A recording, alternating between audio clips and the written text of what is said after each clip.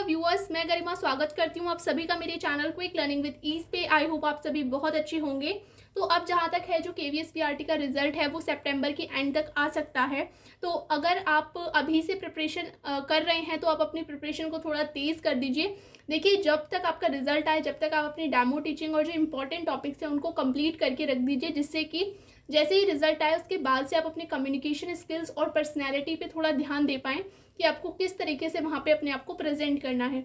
सो इससे पहले भी मैं आपको काफ़ी सारे इंपॉर्टेंट टॉपिक्स, जितने भी पॉलिसीज़ हैं, जो इंपॉर्टेंट आपके टर्म्स हैं, वो सारे मैं क्लियर कर चुकी हूँ। ओके, एफएलएन रह गया था, तो एफएलएन से आपसे किस तरीके से क्वेश्चन पूछे जा सकते हैं, क्या क्या क्वेश्चन बन सकते हैं, क्या आपको बेसिक नॉलेज होनी चाहिए, वो हम इस वीडियो में देखने वाले हैं। स्टार्ट करते हैं वीडियो को बिना देरी के। अगर आपने पहले के वीडियोस नहीं देखे हैं तो मैं डिस्क्रिप्शन में आपको पूरा जो प्लेलिस्ट है उसका लिंक मैं दे दूंगी, तो वहाँ पे जाके आप पूरी प्लेलिस्ट को एक बार देख लीजिएगा।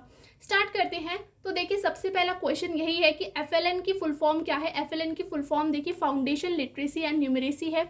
अब एक चीज़ आपको ध्यान क्या रखनी है, यहाँ पे हम हमेशा बोलते वक्त फाउंडेशनल कर देते हैं, तो फाउंडेशनल नहीं करना है, फाउंडेशन करना है। प्लस आपको इसकी पूरी की पूरी जो स्पेलिंग है वो अच्छे से आनी चाहिए, जिससे कि अगर आपसे लिखवाया जाए वहाँ पे तो आप बिना मिस्टेक के लिख पाएँ। ओके, सो एफएलएन की फुल फॉर्म है foundation literacy and numeracy. Next क्या है, अब ये एफएलएन है क्या, तो देखिए जो एनईपी है, एनईपी 2020 है, वहाँ पे क्या है, इस चीज़ को लक्ष्य रखा गया, मतलब इस चीज़ का लक्ष्य रखा गया कि जो हमारे कक्षा 3 तक का प्रत्येक बच्चा है वो क्या है, मूलभूत साक्षरता और संख्यात्मकता का क्या है, उसको ज्ञान प्राप्त हो। तो जब ये रखा गया ये लक्ष्य, तो जो मिनिस्ट्री ऑफ एजुकेशन है, ठीक है, जो कि नाम चेंज कर दिया गया है, मिनिस्ट्री ऑफ एजुकेशन है, तो मिनिस्ट्री ऑफ एजुकेशन ने एक निपुण भारत प्रोग्राम को लॉन्च किया। ठीक है, निपुण भारत प्रोग्राम ने ये इंश्योर किया कि 26-27 तक, ये आप ईयर याद रखिएगा कि 2026-27 तक क्या है, प्रत्येक बच्चा कक्षा 3 में मूलभूत साक्षरता और संख्यात्मकता का ज्ञान प्राप्त कर सके। ठीक है, तो एनईपी में ये लक्ष्य रखा गया था। इसके बाद मिनिस्ट्री ऑफ एजुकेशन ने निपुण भारत प्रोग्राम को लेके आया और उसमें क्या है, एफएलएन को, मतलब कि बच्चे क्या है कक्षा 3 तक मूलभूत साक्षरता और संख्यात्मकता का ज्ञान प्राप्त कर सके, इसे एक अर्जेंट मिशन माना गया। अब अर्जेंट मिशन माना गया तो निपुण भारत प्रोग्राम के तहत ही फिर क्या है, एफएलएन आया। अब एफएलएन की ज़रूरत क्यों पड़ी ज़रूरत, मतलब एफएलएन के बिना ऐसा क्या नहीं हो पा रहा था कि हमको एफएलएन लाना पड़ा, ये क्वेश्चन पूछा जा सकता है। तो देखिए, सबसे पहला जो रीज़न है वो है लो लर्निंग लेवल, मतलब बच्चों का जो लर्निंग लेवल था वो बहुत कम था। ठीक है, अब इससे क्या हो रहा था, इससे ये हो रहा था कि ड्रॉप रेट इंक्रीज हो रहे थे, इनएप्रोप्रिएट लैंग्वेज और मैथ स्किल्स थे।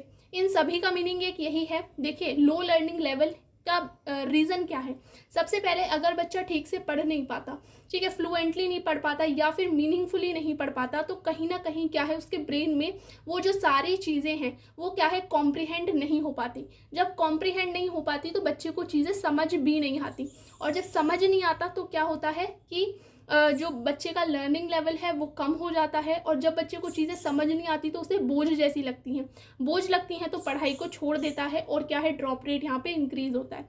तो मीनिंग यही है कि बच्चे क्या है, ना तो ढंग से फ्लुएंटली पढ़ पा रहे हैं, कॉम्प्रिहेंड नहीं कर पा रहे हैं भाषा को या फिर किसी भी स्किल को, ठीक है, मैथ स्किल को। इसके बाद जो उनका लर्निंग लेवल है इसी वजह से लो हो रहा है, और क्या है, ड्रॉप रेट इंक्रीज हो रहा है। नेक्स्ट, अब आपसे पूछा जा सकता है कि जब हम एफएलएन की बात कर रहे हैं तो हम ये जो लिटरेसी और न्यूमरेसी वर्ड की बात कर रहे हैं यहाँ पे, तो इसका मीनिंग क्या है, आप लिटरेसी और न्यूमरेसी से क्या समझ रहे हो।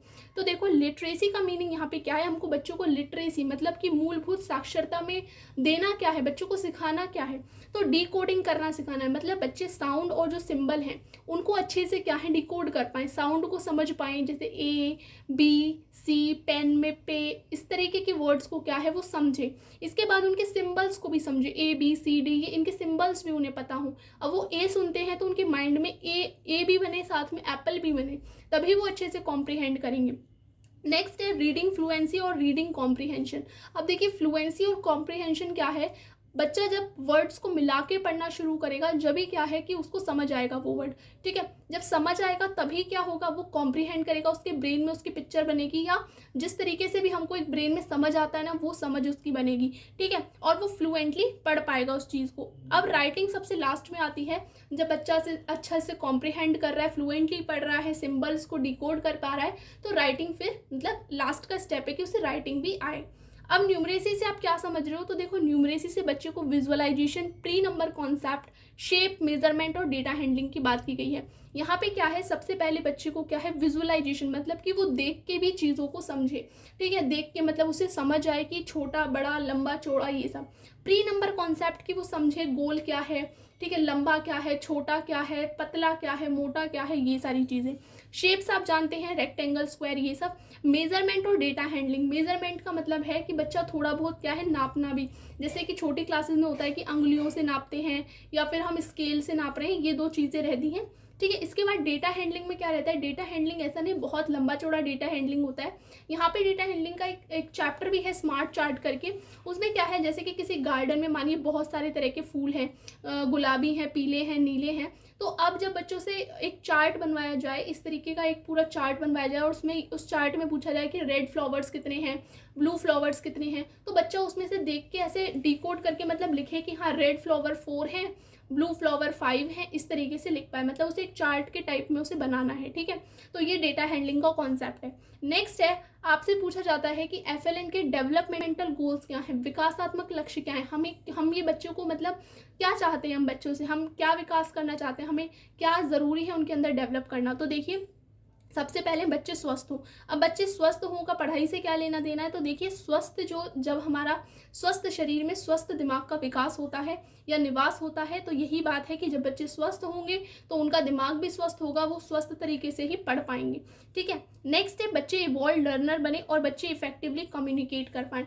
मतलब कि क्या है, बच्चे इवॉल्व होके पढ़े, ऐसा नहीं अपने आप को अलग हट के पढ़ रहे हैं या फिर वो अपने आप को अलग समझ रहे हैं, वो लर्निंग में इवॉल्व हो, ठीक है। हम जब कहते हैं ना कि हैंड्स ऑन लर्निंग, जिसमें बच्चे हम क्या है, इवॉल्व होके पढ़ाते हैं, तो उस तरीके से बच्चे इन्वॉल्व हों उस लर्निंग में। नेक्स्ट है, इफेक्टिवली कम्युनिकेट कर पाएँ। तो इफेक्टिवली कम्युनिकेट कब कर पाएंगे, जब वो अच्छे से किसी चीज़ को समझेंगे, कॉम्प्रिहेंड कर पाएंगे, तो इफेक्टिवली कम्युनिकेट भी करेंगे। जब उनको समझ ही नहीं आएगा कुछ, तो वो कम्युनिकेट भी क्या करेंगे, वो टीचर से कुछ पूछेंगे ही नहीं, ठीक है। तो टीचर को भी कोशिश करनी है कि अपना जो लर्निंग स्टाइल है वो इतना अच्छा, टीचिंग स्टाइल है वो इतना अच्छा करे कि बच्चे को समझ आए। एक तरीके से समझ नहीं आता, 2-3 जो तरीके से उसे समझ आता है वो सब करे, ठीक है। इसके बाद क्या है, बच्चे को जैसे भी समझ आता है, अगर उसके बाद भी नहीं आएगा तो एटलीस्ट वो आपसे कम्युनिकेट करेगा कि मैम मुझे इतना समझ आया, यहाँ समझ नहीं आया, इस तरीके से। ओके, सो ये था आपका बेसिक एफएलएन की। आपसे अगर यहाँ से क्वेश्चन पूछा जाता है एफएलएन की फुल फॉर्म क्या है, क्यों ज़रूरी था, ठीक है, लिटरेसी न्यूमरेसी का मीनिंग क्या है, डेवलपमेंटल गोल्स क्या हैं, तो यहाँ से आप क्लियरली बता पाओ। होप आपको आज का वीडियो समझ आया होगा। अगर वीडियो अच्छा लगा है, चैनल को लाइक, शेयर एंड सब्सक्राइब जरूर कर दीजिएगा। फिर मिलते हैं एक नई वीडियो के साथ, जब तक के लिए थैंक्स।